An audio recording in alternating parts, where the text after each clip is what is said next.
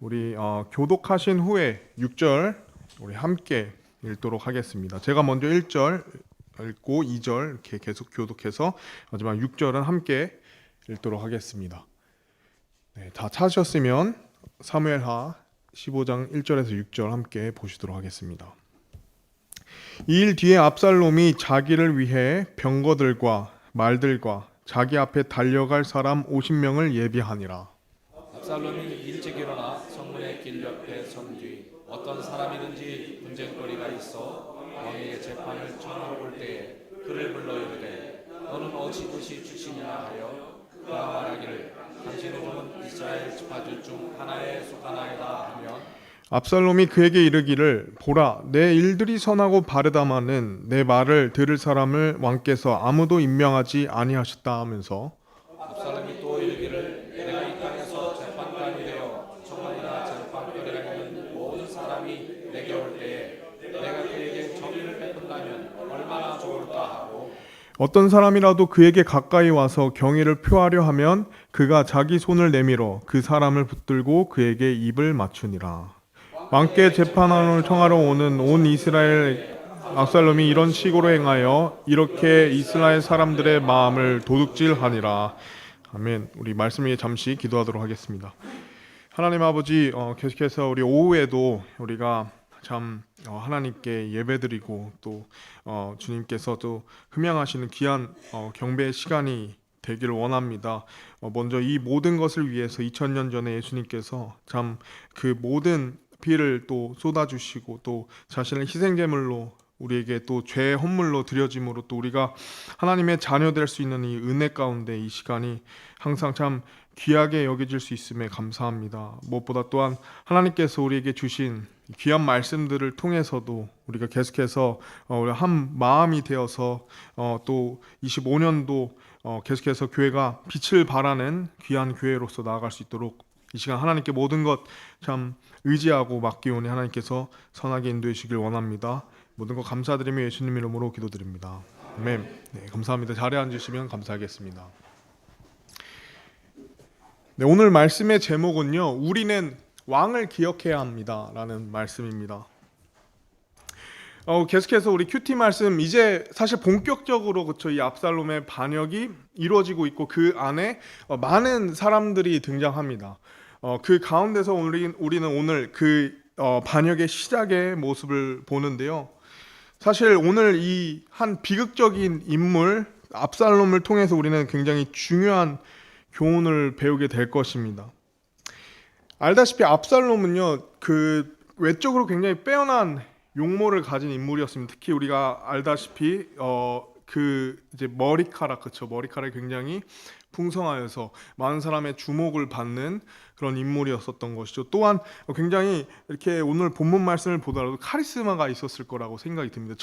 대중을 그 백성을 압도하는 그쵸 그 왕으로서의 어떤 면모가 외적으로 풍성하게 드러나는 그런 인물이지 않을까 할 수 있는데요. 사실 그의 반역의 과정을 보면 그것이 증명이 되듯 많은 이스라엘 백성들이 어떻게 하죠? 그에게 마음을 사로잡혀서 그 압살롬의 유혹에 넘어가게 되어서 이제 다윗을 버리게 되고 압살롬을 따르게 됩니다. 뿐만 아니라 다윗의 많은 부하들도 그와 같이 그런 선택을 하게 되죠.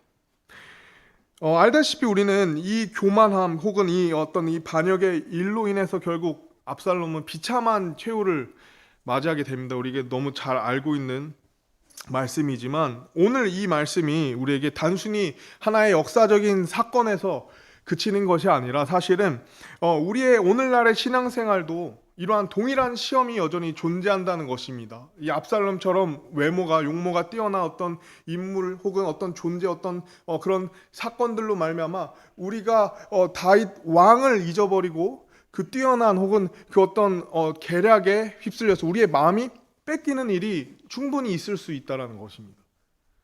그렇기 때문에 이것은 단순히 역사적인 사건이 아니라 오늘날 우리가 이 말씀을 적용한다면 우리는 이 동일한 시험 혹은 이 유혹이 우리에게 어떻게 있으며 또 이 압살롬처럼 어떻게 우리에게 나타나며 또 우리의 마음이 지금 어디를 향하고 있는지를 점검해 봐야 된다는 거죠. 왜냐면 우리의 마음이 향한 곳에 때로는 그 마음에 우리의 운명까지도 결정되어 있다는 것입니다. 우리가 압살롬의 이야기를 보면요, 그렇죠? 그 마음이 빼앗긴 그 많은 사람들의 운명이 참 비극적이었었던 것을 보면서 오늘 이 역사적인 사건이 오늘날 우리 삶 가운데 어떻게 또 적용을 할 수 있을지, 저는 그래서 오늘 우리가 단 한 가지를 기억할 수 있다면 오늘 이 말씀의 제목처럼 우리는 많은 유혹과 또 많은 그런 시련과 또 많은 그런 마음을 빼앗기는 그런 많은 계략들 속에서 우리는 오늘 왕을 기억해야 한다는 것입니다. 왕을 기억해야 한다는 것이죠. 우리가 먼저 이 말씀을 보기 전에요, 우리가 본문의 말씀에 앞서서 압살롬의 생애부터 한번 살펴보기를 원합니다. 압살롬의 생애. 사실 압살롬은요, 다윗 왕의 셋째 아들이었죠. 다윗 왕의 셋째 아들로서 그의 어머니는 바로 이 그술 왕 달메의 딸 마아가였습니다. 아까 앞서 말했듯이 용모가 뛰어나고 사람들의 사랑을 많이 받았던 인물로서 성경조차도 이 외모가 굉장히 뛰어나고 그 머리카락이 굉장히 아름다웠다라고 말하고 있습니다. 근데 이제 그 인생이 단순히 그런 외적인 모습, 아름다운 모습, 멋진 모습, 그런 외적인 부분에서 평가될 수 없었죠. 그가 사실 왕자로서, 왕자의 신분으로서 그는 자라왔지만 우리가 이 압살롬의 생애를 보면요, 굉장히 복잡한 인물이에요. 굉장히 비극적인 사건들이 점철되어 있다는 것이죠. 왜냐하면 그의 삶 속에는 깊은 상처가 있었습니다. 그리고 큰 복수심이 있었고, 그리고 무엇보다 하나님께서 세우신 그 질서를 거스리는 반역의 길이 있었다는 것입니다. 압살롬의 생애에서 가장 중요한 사건 중 하나가 무엇이었죠? 우리가 최근에 봤던 바로 그의 누이 다말이 이복 형제, 그렇죠? 그리고 장남이었던 그 암논에 의해서 범해진 일이었었던 거예요. 그의 여동생 다말이 이복형 암논에게 당한 그 비극적인 사건 이후 압살롬은 그 일들로 인해서 이제 깊은 분노를 품게 되고, 이제 그 분노가 이제 결국에는 실행에 옮겨져서 어떻게 되죠? 암논을 살해하게 됩니다. 그 다음에 이제 그술로 돌아가서, 그렇죠? 거기서 3년 동안 이제 생활을 하게 되죠. 이후에 이제 알다시피 이제 요압이 중재를 해야 해서, 그것도 이제 압살롬의 어떤 좀 강요가 있었지만 요압의 중재를 통해서 또 다윗의 일시적인 어떤 용서, 그렇죠? 그 용서를 통해서 예루살렘으로 돌아왔지만 사실 그의 마음은 여전히 해결되지 않았죠. 여전히 그 마음엔 분노가 있었고, 분노가 이제 더 이어져서 어떻게 됐죠? 야망으로 바뀌게 되는, 참 비극적인 인물이지만 그의 삶이 굉장히 복잡하다는 것을 우리가 볼 수 있습니다. 그러면서 이제 그가 오늘 우리 본문 말씀처럼 아버지 다윗의 왕권에 도전하게 되는, 그 권위를 빼앗으려 하는 계획을 세우고 실행하게 된다는 거죠. 우리가 오늘은 이 압살롬에 대한 생애뿐만 아니라 이 압살롬의 반역의 이유도 함께 살펴보기를 원하는데요. 특별히 이 압살롬의 반역의 이유를 우리가 이 말씀을 통해 살펴볼 때, 오늘날 우리가 이 반역의 이유를 통해서도 우리가 이 땅을 살아가면서 많은 부분에서 하나님께 집중하지 못하고 우리의 마음이 다른 곳으로 빼앗기는 이유로도 적용이 될 수 있다 생각하여서 오늘 말씀의 핵심은 이 압살롬의 반역에 대한 이유입니다. 우리가 함께 살펴볼 텐데요. 압살롬이 이제 반역을 결심하게 된 이유, 우리가 이 생애를 통해서 봤듯이 그는 단순히 왕권에 대한 그 야망을 가진 것뿐만 아니라 사실 아까 봤듯이 여러 가지 굉장히 복잡한 감정과 사건들로 이루어졌다는 것을 우리가 말씀을 통해 볼 수 있습니다. 첫 번째로 우리가 볼 것은요, 이 다윗 왕의 굉장히 미지근한 미온적인 태도였다는 것입니다. 우리가 이 말씀을 보면서 참 흥미로웠던 것은요, 다윗 왕이 이 암논에 대한 사건에 대해서 굉장히 미지근한 반응이었다는 거죠. 우리가 이 말씀을 기억을 해보면요, 이건 큰 죄였습니다. 왕으로서도 또 하나님의 왕국인 국가인 그 이스라엘의 율법에 의해서도 큰 죄였죠. 그러나 다윗의 반응은 굉장히 미온적이었다. 근데 그 죄를 다루는 태도가 결국 어떻게 압살롬의 반역을 촉진했는지에 대해서 우리가 생각을 해볼 수 있다는 것이죠. 즉 다윗은 암논의 죄에 대해서 그 죄를 제대로 다루지 않았습니다. 그것이 굉장히 그리고 큰 문제가 되었죠. 다윗은 자신의 도덕적 권위가 충분히 실행될 수 있는 위치였고 그렇게 해야만 하는 상황에서 왜 미온적이었을까요? 이 말씀을 우리가 곰곰이 생각을 해보면 그 이유를 알 수 있는데, 바로 다윗 왕은 이미 이 밧세바의 사건으로부터 그는 그 도덕적인 그 권위를 상실해 버렸기 때문입니다. 그는 이미 그와 같은 일을 본인 스스로가 저질렀기 때문에 그 마음에 여러 동기가 있었지만 그 이유도 자리 잡혔다는 것이죠. 그의 도덕적 실수, 죄는 그의 왕권에 큰 타격을 입히게 되었고, 그 결과로 압살롬의 반역을 어떻게 보면은 방관하게 되었다, 이렇게 볼 수 있습니다. 오늘 이 부분에 대해서 우리가 생각을 해보면요, 이게 참 도전이 되고 참 부담이 되는 부분. 왜냐하면 이 다윗 왕의 미온적 태도를 오늘날 우리의 삶에서 살펴보면요, 우리의 삶 가운데서도 우리는 이 죄에 대해서요, 혹은 우리가 진리를 알고도 우리의 삶과 우리의 어떤 이 모습이 그와 뒷받침되지 못하는 이유로 내가 그리스도인으로서 혹은 내가 교회를 다니는 교회로서 우리가 어떤 시대적 사명과 또 사회적 책임을 두고 우리가 이 정체성의 상실로 적용해 볼 수 있다는 거죠. 여러분 알다시피 교회는 단순히 건물로 혹은 그저 한 사회적 모임으로 그치는 것이 아니라 사실 하나님의 살아있는 모임이고 지체고 예수 그리스도의 몸이라는 사실을 우리가 기억했을 때, 우리가 그와 함께 속한 성도라는 것을 기억했을 때 우리 교회에게 필요한 것이 뭐냐? 바로 올바른 정체성이 필요하다. 올바른 간증과 삶이 필요하다는 것입니다. 우리가 진리를 알고 있다면 그 진리를 우리가 외칠 수 있도록 우리가 그런 삶과 우리가 그 어떤 모습이 나타나야 된다는 것이죠. 그렇기 때문에 하나님께서는 우리가 교회다운 교회가 되기를 원하신다는 것입니다.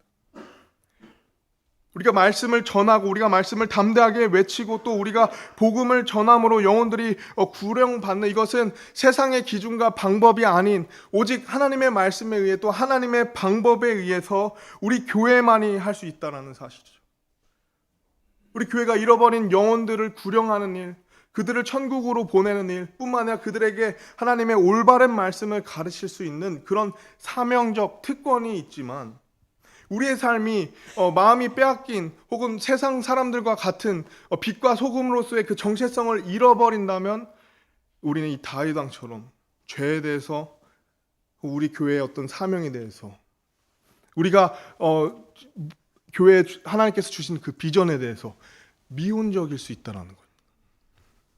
그리고 그 일들로 인해서 압살롬의 반역이 더욱더 커질 수 있도록 한다는 것이죠. 또 우리가 이 부분을 어떻게 생각해 볼 수 있냐면요, 우리가 또 가족 안에서도요, 우린 여전히 믿음의 가정 안에서 우리는 이 바른 진리를 보여주고 몸소 보여주고 또 가르쳐야 하는, 잘못된 것이 있으면 그에 대해서 우리가 바르게 훈계할 수 있는 태도가 필요합니다. 우리가 바로 알아야 할 뿐만 아니라 우리가 그것을 바로 또 전해야 되는 사명이 있는 것이죠. 물론 이 교회의 사명이 그런 가르침의 사명이 있지만 또 하나님께서는 교회뿐만 아니라 우리에게 가정을 허락하시고 가정을 최초로 세우셨습니다. 우리 가정에 압살롬과 같이 내가 정말 사랑하지만 나의 잃어버린 간증으로 혹은 나의 상실된 정체성으로 인해서 그 자녀에게 진리를 가르쳐주지 않는다면 그 자녀가 믿음의 가정 안에 믿음의 교회에 있을지라도 얼마든지 압살롬처럼 그 권위를 흔드는 그 질서를 무너뜨리는 자가 될 수 있다는 거죠. 굉장히 중요한 책임입니다. 굉장히 중요한 시대적 우리는 참 사명이 필요한 것이죠. 만약 우리가 세상의 문화와 세상의 방식을 즐긴다면요, 우리가 그것을 따라가기 시작한다면 더 이상 교회가 하나님의 왕국을 대변하는 공동체로서 그 역할을 할 수 없죠. 더 이상 우리의 가정이 하나님 안에 있는 가정으로서 역할을 할 수 없게 된다는 것입니다. 그렇기 때문에 우리에게 필요한 것은 바로 우리가 먼저 각자 하나님 앞에서 진실하게 살아가야 된다는 것이죠. 다윗은 그 도덕적인 그 권위를 상실했기 때문에 아들을 사랑하는 마음도 있었겠지만 이것에 대해서 적극적으로 태도를 취하지 못했습니다. 때론 우리가 우리의 삶에서 우리의 기준에서 하나님을 바라보면요, 우리는 아무것도 말할 수 없는 존재라고 우리가 시인할 수밖에 없지만, 하나님은 그럼에도 불구하고 우리에게 은혜를 주시고요, 또 권위를 부여해 주셨습니다. 우리가 부모로서도 그렇죠. 우리가 교회에서 한 어떤 부분을 맡은, 혹은 우리가 그리스도인으로서요, 우리는 진리를 가르치고 진리를 몸소 행하는 그런 특권을 우리의 어떤 기준보다 하나님께서 은혜로 주셨다는 거예요. 우리가 비록 조금 부족할 수 있습니다. 우리가 조금 미온적일 수 있어요. 우리가 조금 수동적일 수 있지만 그 은혜를 힘입어서 여러분 담대하게 진리를 가르치길 원합니다.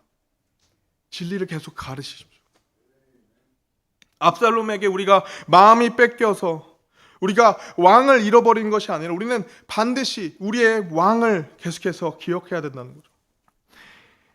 두 번째는요, 바로 압살롬의 왕족 계보입니다. 즉 압살롬의 출신인데요, 압살롬이 왕에 대한 꿈을 키운 이유가 무엇이냐면요, 그가 바로 유일하게 그 아들 중 가운데 왕족 출신이기 때문이죠. 우리 아까 그 어머니의 배경을 보면 아셨겠지만 어머니가 그술 왕의 딸이었습니다. 왕의 딸이었습니다. 아버지는 왕이었고 어머니는 왕의 딸이었던 거죠. 유일하게 그 양쪽 가문이 왕가의 계보를 이은 출신이었죠. 그렇기 때문에 압살롬은 스스로가 다윗의 정통 후계자라고 자신을 생각했던 것입니다. 스스로 왕이 될 자격을 있다고 생각을 했던 거죠. 그것이 또한 그에게 있어서 왕위를 노릴 수 있는 중요한 배경이 되었다는 사실입니다. 참 흥미로웠던 게 유일하게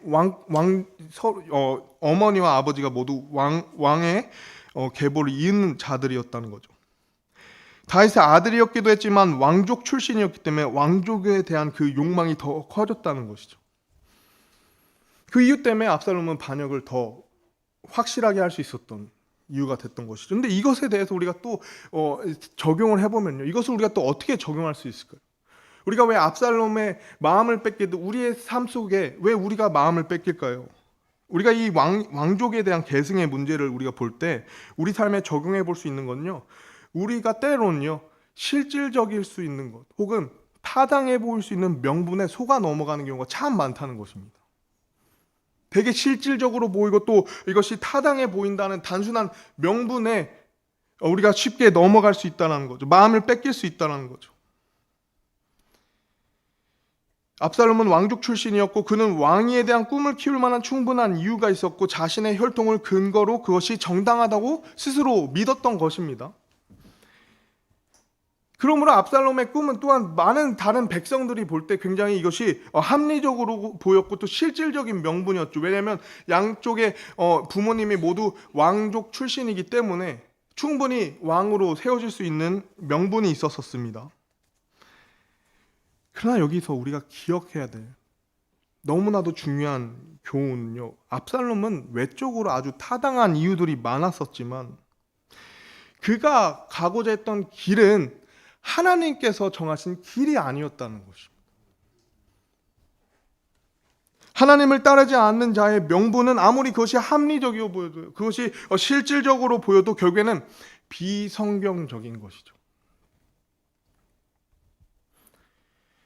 여러분, 우리가 이 세상을 살면서 합리적이고 타당해 보이는 명분을 들고 우리의 길을 가고자 할 때가 참 많습니다. 요새는 더 우리가 그런 세상으로 변해가고 있죠. 실질적인 것, 실용적인 것, 타당해 보이는 것, 그게 세상의 기준이 된다면 문제가 되는 거예요. 그게 그냥 단순히 나의 생각이 된다면, 그게 나의 길이라고 본다면 그게 옳게 보이고 또 그것을 내가 옳다고 믿을 수 있다는 거죠. 그러나 그 길이, 그 기준이 하나님이 기뻐하지 않는 기준이라면요, 그 기준이 하나님이 기뻐하지 않는 길이라면 우리는 그 길을 가서는 안 된다는 것입니다. 그것이 비록 타당해 보이고 그것이 정말 실질적으로 보여도 그것이 나에게 당장 필요한 길처럼 보일지라도요, 나를 위한 길 같아 보여도 하나님이 기뻐하시지 않는다면 우리는 그 길을 갈 수 없다는 것이죠. 압살롬이 왕이 될 자격이 있다고 믿었던 것처럼 우리가 세상을 살면서 세상의 기준에 따라 종종 우리의 선택과 결정을 정당화하려고 할 때가 있습니다. 나는 이 일을 반드시 해야 한다. 나를 위한 길이다. 왜냐하면 나는 이러한 자격이 있기 때문에 이것은 옳은 일이고 이것은 나에게 타당한 일이다, 이렇게 우리가 고백할 수 있지만, 우리가 오늘 이 시간 우리가 주목해야 돼, 우리가 기억해야 될 것은 이 압살롬의 스스로 생각하는 이 세상의 기준이 아니라 바로 바로 이 하나님의 뜻이라는 것이죠. 하나님을 기쁘게 하는 길을 우리가 먼저 구하고 그 길을 나아가는 우리의 삶이 돼야 된다는 것입니다. 압살롬은 그렇기 때문에 정당한 이유로서 자신이 생각하기에 그 왕위를 정당한 이유로 노렸지만, 안타깝게도 그것이 하나님의 뜻에 이미 어긋나는 일이었기 때문에 큰 파멸을 맞이했죠. 우리가 세상에서 타당해 보이고 실용적으로 보이는 그 길이 하나님께서 허락하지 않는다면 그 길은 파국으로, 파멸로 간다는, 굉장히 경고해야 되는, 우리가 주의해야 되는 내용이 오늘 이 말씀 안에 있다는 사실입니다. 그렇기 때문에 우리가 어떤 일을 시작하기 전에요, 그 합리성을 추구하고 그 논리성을 추구하기보다 먼저 이것이 하나님이 기뻐하는 일인가, 이것이 하나님이 정말 원하시는 일인가를 먼저 우리가 살펴봐야 된다는 거죠. 하나님의 뜻을 따르지 않는 길, 비성경적인 명분은 언제나 결국 하나님을 뜻을 따르는 사람들에게 패배를, 따르지 않는 자들에게 패배를 안겨주게 된다는 거죠. 그러므로 언제라도 우리는 하나님의 뜻에 순종하는 삶을 살아야 한다는 것입니다. 우리가 그걸 계속 고정해야 된다는 거죠. 하나님께서 허락하신 길만이 참된 길인 것을 항상 기억하고, 우리가 압살롬에게 우리의 마음을 빼앗기는 것이 아니라 우리는 왕을 기억해야 한다는 것. 여러분, 우리는 왕을 기억해야 한다는 것입니다. 그가 아무리 놀라운 왕족 출신의 그 계보를 이을지라도 여전히 하나님은 다윗을 왕으로 삼으셨던 것처럼, 우리의 삶에 아무리 타당한 기준과 합리적인 길이 있을지라도 우리는 먼저 우리의 왕 되신 하나님을 기억하고 그 길을 엿주는 우리가 돼야 된다는 것이죠. 그러니까 세 번째로 또 보면요, 세 번째는 바로 이 백성의 불만과 정치적 야망이 압살롬에게 있었다는 것입니다. 사실 압살롬이 정치적 계산이 굉장히 뛰어났었습니다. 정말 훌륭한 왕이 됐을 수도 있었을 것입니다. 그러나 그의 마음이 이미 욕심과 욕망에 의해서, 야망에 의해서 됐기 때문에 그는 실패했죠. 다윗의 통치에 대한 백성들의 불만을 그는 굉장히 교묘하게 이용하기 시작했어요. 우리가 이 본문 말씀을 보면요, 백성들이 참 부당한 일로서 그거를 왕께 청원하고 싶었는데 그 담당관이 세워지지 않아서 불만이 있었다는 것을 발견합니다. 그것을 일찍이 압살롬은 캐치했던 거죠. 그 필요를 알았다는 것입니다. 그러면서 우리가 이 3절 말씀을 보면요, 압살롬이 그에게 이르기를, 보라, 내 일들이 선하고 바르다마는 내 말을 들을 사람을 왕께서 임명하지 아니하셨다라고 말하죠. 이렇게 그는 이제 백성의 필요를 채웁니다. 백성이 그 말들을 귀를 기울이면서 그의 마음을 얻었고, 무엇보다 이 다윗의 약점을 파고들었죠. 그것을 자신이 대체함으로써 그 마음을 빼앗기 시작했던 것입니다. 우리가 이 백성들의 불만과 정치적인 계산, 야망에 대해서요, 이것을 오늘날 우리의 삶에 또 적용하면요, 왜 우리는 압살롬에게 마음을 뺏기냐? 압살롬이 마치 우리 앞에서 어떤 이런 모습으로 나타나는데 우리가 왜 마음을 뺏기냐? 바로 우리는 단순하게 육신적인 필요와 혹은 우리의 불만에 그 대책이 때로는 우리가 생각하는 것보다 훨씬 더 강력한 영향을 미칠 수 있다는 것, 이것을 잊어버리기 때문입니다. 물론 육신적인 필요나 이 편안함에 대한 갈망은 굉장히 필수적이에요. 필요합니다. 굉장히 중요한 영역이죠. 그러나 중요한 것은 이러한 부분이 과연 어디서부터 비롯됐냐가 중요한 거죠. 우리가 육신적인 필요를 채워야 되죠. 우리의 어떤 마음의 어떤 아쉬움을 우리가 대책하는 방안들이 계속해서 삶 속에 마련이 돼야 되지만, 때로는 그 부분이 너무 집중된 나머지 이 일들로 인해서 하나님과의 관계가 멀어지는 경우가 생긴다는 것입니다. 우리 압살롬처럼, 압살롬은 그 일시적인 육신적인 충족과 필요와 대책을 제공해 주면서 그들의 마음을 빼앗고 결국엔 그들은 다윗과의 관계가, 거리가 멀어지게 되는 일들을 우리가 보게 된다는 거죠. 때로는 이 육신적인 필요가 우리에게는 필수적이지만 그 육신적인 필요가 집중이 된다면, 그 어떤 나의 삶의 불만과 걱정과 염려가 집중이 된다면 이것이 나로 하여금 하나님과의 관계를 멀어지게 만들 수 있다는 것입니다. 이 일들로 인해서 내 마음이 뺏길 수 있다는 것이죠. 뿐만 아니라 이 일들로 인해서 불신하는 마음, 그리고 이기적인 마음을 갖게 된다면 이것이야말로 바로 위험한 순간이 된다는 것입니다. 정말 교묘하게 그 마음을 빼앗았죠. 정말 교묘하게 그 마음을 빼앗았습니다. 우리는 정신을 차려서 깨어 있어야죠. 우리는 왕을 기억해야 한다는 것입니다. 그렇다면 이 부분을 어떻게 해결할 수 있을까요? 우리가 육신적인 필요와 우리의 어떤 기도의 내용을 압살롬에게서 채우는 것이 아니라 여전히 우리는 그 다윗 왕에 가서 그것을 청해야 된다는 것입니다. 즉 우리의 육신적인 필요와 여러 가지 우리의 대책을 우리는 다른 데서 찾는 것이 아니라 여전히 우리의 왕 되신 하나님 앞에 나아가야 된다는 것이죠. 여전히 다윗과 함께 그것을 구하듯이 우리는 우리 삶에서 여전히 하나님을 향해서 우리의 기도의 그 내용이 계속해서 하나님을 향해 돼야 된다. 하나님을 불신하는 것이 아니라 하나님의 방문에 불만을 품는 것이 아니라 하나님의 방식에 내 마음이 떠나는 것이 아니라 여전히 선한 그 하나님을 위해서 내가 그 마음을 계속 아뢰는 것. 비록 다윗 왕은 인간이었기 때문에 그 부분을 채워줄 수 없지만 우리가 모시는 하나님은 오늘날 우리의 모든 기도와 필요를 아시고 채워질 수 있는 분이라는 거죠. 우리는 계속해서 왕을 기억해야 한다는 것이죠.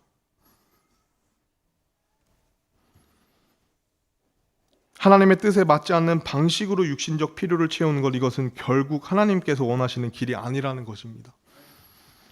우리가 어떤 상황에서는 하나님께서는 우리가 먼저 그분의 뜻을 구하고요, 하나님의 방식대로 문제를 해결할 때 우리에게 진정한 평안과 만족을 누릴 수 있게 된다는 것이죠. 육신적인 필요와 대책이 중요하고 참 어려운 세상 속에 살고 있지만 여전히 왕을 기억하고요, 우리의 왕을 우리가 왕으로서 모셔야 된다는 거죠.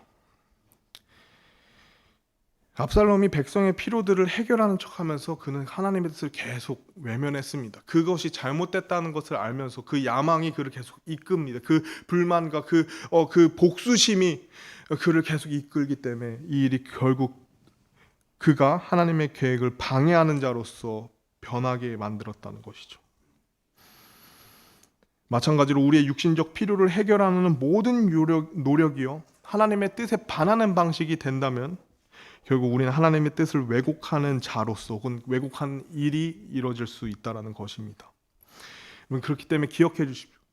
우리가 하나님의 뜻을 따르면서 그 필요를 채우기 위한 올바른 대책을 세워야 된다는 것입니다. 우리가 그럴 때 진정한 평안과 하나님의 복을, 하나님의 지혜를 우리가 얻을 수 있다는 것이죠. 우리가 압살롬에게 우리의 마음을 그러므로 빼앗겨서는 안 된다는 것입니다. 우린 여전히 그 왕을 기억해야 하는 것입니다. 우리는 왕을 기억해야죠. 마지막으로 우리가 보면요, 육신적인 교만이 가장 컸습니다. 우리가 이 1절부터 말씀을 보면요, 압살롬이 어떤 방법으로 백성의 마음을 빼앗았는지 자세히 나와 있습니다. 1절을 보면요, 이 일 뒤에 압살롬이 자기를 위해 병거들과 말들과 자기 앞에 달려갈 사람 50명을 예비하니라. 그 행차를 한 거예요, 쉽게 말하면. 이 전차와 말들과 자신을 호위하는 군사를 무려 50명을 두면서 마치 왕의 모습으로 자신이 갖춰져 갔다는 걸 우리가 볼 수 있습니다. 참 교묘하죠. 우리가 이 부분을 상상해 보면요, 이 압살롬은 되게 범상치 않은 위대한 인물로서 비춰졌을 것입니다. 그 왕이 그 모습으로 나타나서 백성들의 필요를 들어주고 채워준다. 그 마음이 쉽게 빼앗길 수밖에 없겠죠. 정말 그렇듯이 성문 앞에서 억울한 일을 호소하는 백성들에게 다가가서 내 말을 들을 사람을 왕께서 임명하지 않았다, 이렇게 얘기하죠. 동정심을 보이고 또 내가 이 땅에서 재판관이 되면 억울한 사람이 없을 것이다라며 자신이 왕이 된다면 더 나은 정치를 펼칠 것으로 보이게 했습니다. 근데 이 말의 의미가요, 바로 그는 다윗 왕이 공정하지 않다고 암시했다는 것입니다. 백성들에게 다윗에 대한 불신을 심어주고 자신을 대안으로 내세웠던 것이죠.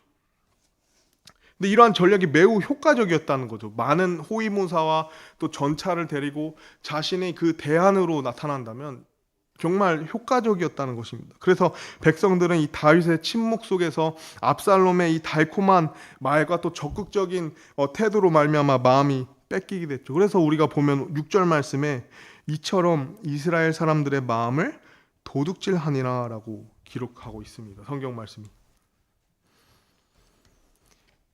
근데 참 이 모습이 우리가 아는 그 마귀 사탄과 같은 방법이라는 거죠. 우리가 알다시피 이 세상이 창조된 그 타락의 순간부터 사탄은 계속해서 하나님의 일에 대해, 하나님의 성품에 대해, 하나님의 계획에 대해서 인간에게 계속해서 의심을 심어줍니다. 하나님이 정말 당신을 사랑하십니까? 하나님이 정말 당신을 위해 여전히 일하고 계십니까? 하나님이 당신의 기도를 듣고 있습니까? 그게 계속해서 유혹하죠. 그러면서 오늘날 우리에게 정말 다양한 방법으로 이렇게 말합니다. 너가 직접 결정해라. 너가 더 나은 길을 만들 수 있어. 너가 더 좋은 길을 만들 수 있어. 너가 지금 굳이 하나님을 기다리지 않더라도 너에게는 그 길을 만들 수 있는 많은 지식과 많은 지혜와 많은 일들을 너가 스스로 만들 수 있어. 이렇게 계속 유혹하게 된다는 거죠. 그러나 우리는 더 이상 이 사탄의 달콤한 말들에 속아 넘어가서는 안 된다는 것입니다. 우리가 속지 말아야 한다는 것이죠. 압살롬에게 마음을 빼앗기지 않듯이 우리는 계속해서 이 왕을 기억해야 된다는 거죠. 압살롬이 사실은요, 추가적으로 이 종교적인 정당성까지 추구했어요. 왜냐하면 우리가 이 7절, 8절 말씀을 보면요, 이제 그 압살롬이 어떻게 하냐면요, 이제 40년 뒤라고 나오지만 이 40년은 골리앗을 무찌른 후부터 다윗이 골리앗을 무찌른 후부터 백성들의 마음을 얻은 시점으로부터 40년 뒤에 이제 압살롬이 마음을 빼앗았다는 의미입니다. 이거 40년이 정확한데요. 중요한 것은 무엇이냐? 내가 헤브론에 가서 서원을 하겠다라고 합니다. 주께 맹세한 것을 갚겠다 합니다. 근데 이게 헤브론에 대해서 생각을 해보면 헤브론은 사실 다윗 왕이 기름 부음 받은 곳이죠. 왕으로서 새로운 통치를 시작했던 곳입니다.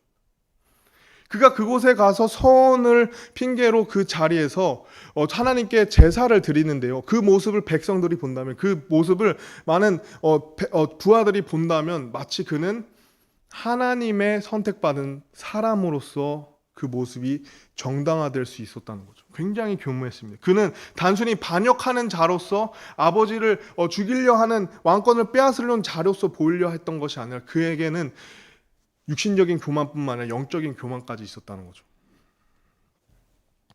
즉 정치와 종교를 결합한 그의 계산이었다는 것입니다.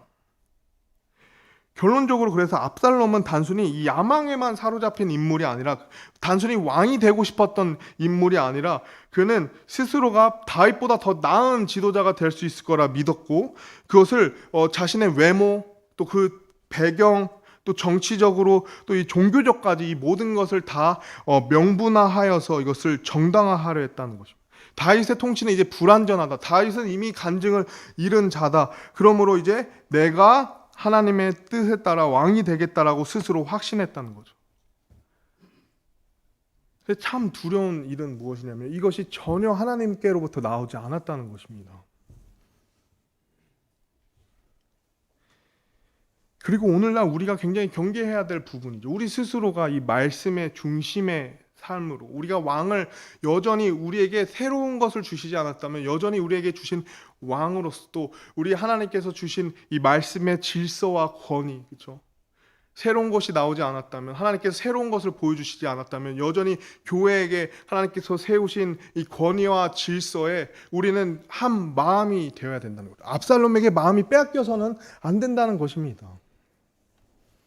새로운 것이 나오지 않았다면 여전히 우리 왕을 기억해야 된다. 여전히 우리 교회의 사명을 기억해야 된다는 거죠. 여전히 우리는 영혼 구령을 향해서 나아가야 된다는 것입니다.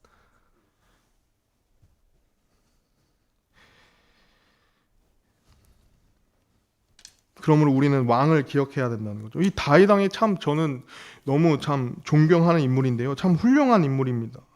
이 백성들이 왕의 다윗에게 압살롬에게 마음을 빼앗겨서 이 다윗을 잊어버렸는데요. 사실 이 중요한 사실들이 있고 있었던 거죠. 먼저 그는 하나님께서 기름 부으신 왕이라는 사실입니다. 압살롬은 세상의 방식으로 백성들의 마음을 얻으려 했지만 다윗은 하나님의 뜻에 따라서 기름 부음을 받은 왕이었다는 거죠. 뿐만 아니라 다윗은요, 그 하나님이 주신 권위와 질서에 대해서 그것을 인정하는 왕이었죠. 압살롬처럼 그것을 철저하게 자기가 빼앗아 끌어내리려 했던 것이 아니라 이 사울 왕을 통해서 기억하기를 그는 죽일 수 있는 기회가 있었음에도 그가 하나님께서 기름 부으신 왕이었기 때문에 죽이지 않았다는 거예요. 뿐만 아니라 어떻게 하죠? 이제 다윗이 하나님의 뜻에 따라 인내하고 기다렸다는 것입니다. 압살롬의 반역을 알았을 때 그는 억지로 왕위를 지키면서까지 예루살렘에 있지 않았고 어떻게 하죠? 예루살렘 떠납니다. 오늘 본문 말씀에도 그는 왕으로서의 그 권위를 다 내려놨어요. 하나님 앞에 그저 작은 한 사람으로서 자신을 드러냅니다. 충분히 왕으로서 왕에게 저주를 내리는 자에게 그가 명할 수 있음에도 불구하고 그것이 하나님께서 허락하신 일이라면 그 말을 계속하게 두어라. 하나님께서 이 일을 들으시고 나에게 선으로 갚아주시리라.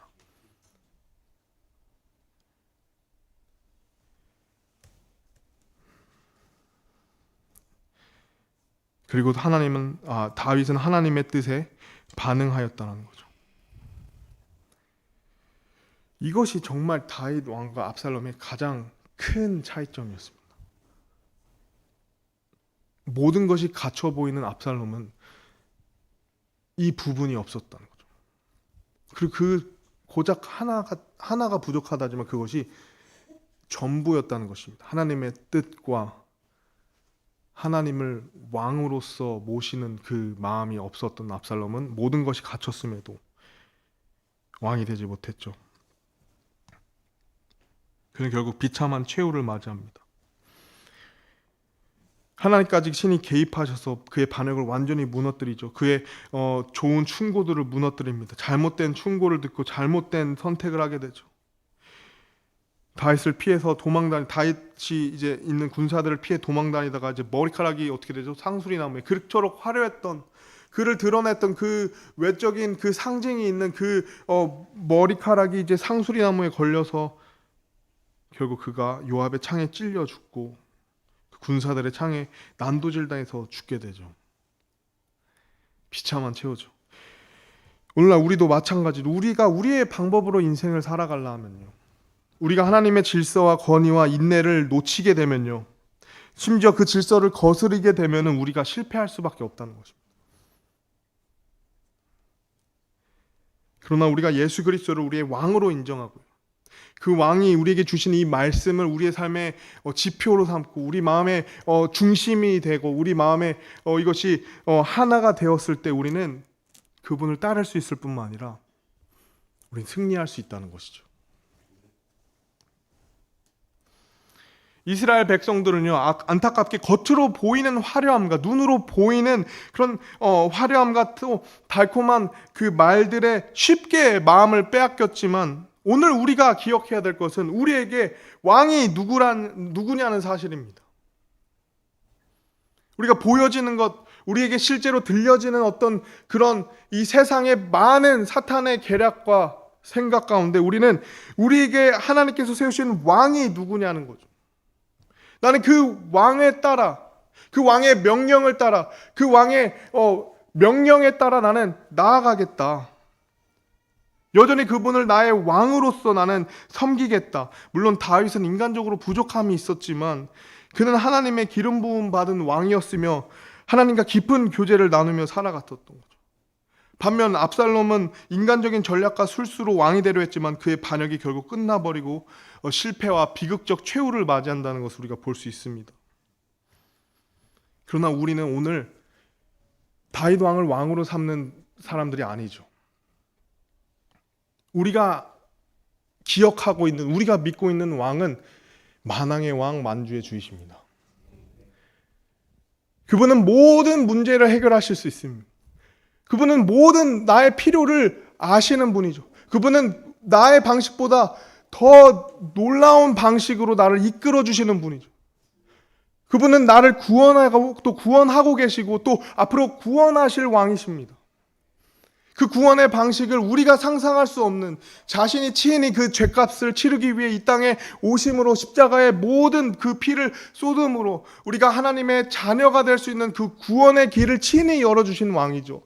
그분이 어제도 선했다면 오늘도 선하시고, 또 우리가 앞으로 나아갈 그 미래에도 하나님 그 왕은 여전히 선하시다는 거죠. 우리는 그 왕을 기억하고 있다는 것이죠. 우리는 그 왕을 섬기고 있다는 것이죠. 그 왕은 그리고 바로 예수 그리스도라는 것입니다. 우리의 왕은 예수 그리스도시죠. 우리는 왕을 기억해야 합니다. 우리의 왕이 우리의 개인의 삶뿐만 아니라요, 우리의 나라에서 일어나는 모든 일도 주관하고 계십니다. 그분은 공의와 정의로 모든 것을 판단하실 분이시죠. 우리는 왕을 기억해야 합니다. 많은 사람들의 말, 많은 미디어의 말, 우리 마음을 복잡하게 한다면 잠시 꺼두십시오. 그리고 왕을 기억하십시오. 우리의 왕의 말씀에 귀를 기울이시기 바랍니다. 그리고 우리의 왕의 명령을 따라가시기 바랍니다. 우리 적용으로, 마지막 적용점으로 3가지만 하고 마치겠습니다. 그러므로 우리 첫 번째 적용할 수 있는 건요, 오늘 말씀을 통해서 눈에 보이는 것에 속지 마시기 바랍니다.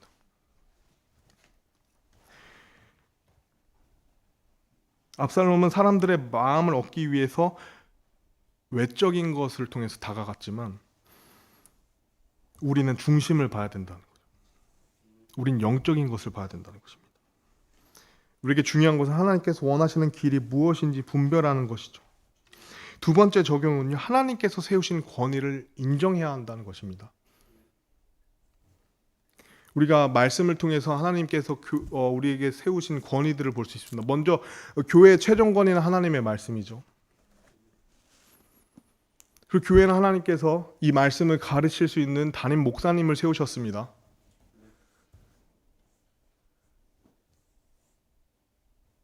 우리는 그 권위를 기억해야 한다는 거죠. 함께 기도하고 나아가야 된다는 것입니다. 왕을 기억해야 한다는 거죠.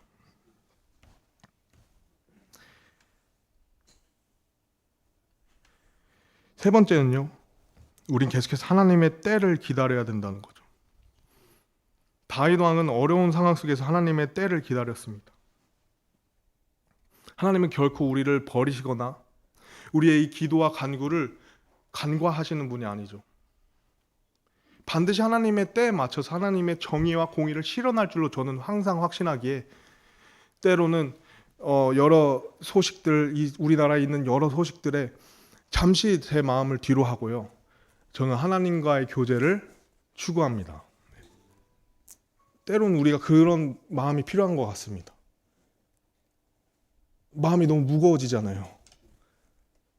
너무 암담해 보이잖아요. 그러나 하나님이 보고 계시고, 하나님이 듣고 계시고, 하나님은 모든 사람의 양심을 아시고요, 모든 사람의 마음을 아시고, 그 모든 것에 가장 좋은 것을 주시는 분이기 때문에 저는 그분을 찬양하고 그분의 명령에 따라 그분과 교제하고 나아가는 그 시간을 때로는 갖기를 원합니다. 하나님의 때를 우리가 기다려야 되죠. 다윗은 절대 억지로 자신의 왕위를 지키려 하지 않았습니다. 억지로 하지 않았습니다. 인간적인 방법으로 하지 않고 하나님께서 친히 역사하실 것을 믿었죠. 우리도 이 신앙의 길에서 조금은 조급함을 내려놔야 될 필요가 있죠. 인내가 어려운 세상입니다. 모든 게 너무 빨리 나한테 제공이 되고 나타나기 때문에. 그러나 이 인내가 절실히 필요한 시대 속에 우리는 하나님의 인도하심을 신뢰해야 한다는 거죠. 결론으로 오늘 우리는 왕을 기억해야 합니다. 우리는 다시 한번 왕을 기억해야 되죠. 우리는 오늘 중대한 선택의 기로에 서 있습니다. 우리가 압살롬의 길을 따를 것인지, 압살롬의 마음을 압살롬에게 우리의 마음을 내어드릴 것인지, 아니면 우리가 기다려야 하지만 여전히 하나님께서 세우신 그 다윗의 왕권을 인정하며, 또 우리의 왕이신 예수님을 순종하며, 예수님께 순종하며 나아갈지, 혹은 여전히 우리가 우리 마음 속에 있는 이 욕망과 또 이 야망에 따라 살 건지, 아니면 여전히 우리에게 지혜를 주시는 이 순수한 사랑이 많은 이 하나님의 말씀을 신뢰하면서 살 건지 우리는 선택을 해야 된다는 것이죠. 그리고 만약에 우리 삶에 복잡한 그 마음이 있다면요, 우리의 마음을 무겁게 하는 일이 있다면요, 우리는 왕을 기억해야 합니다. 우리는 예수님을 기억해야 합니다.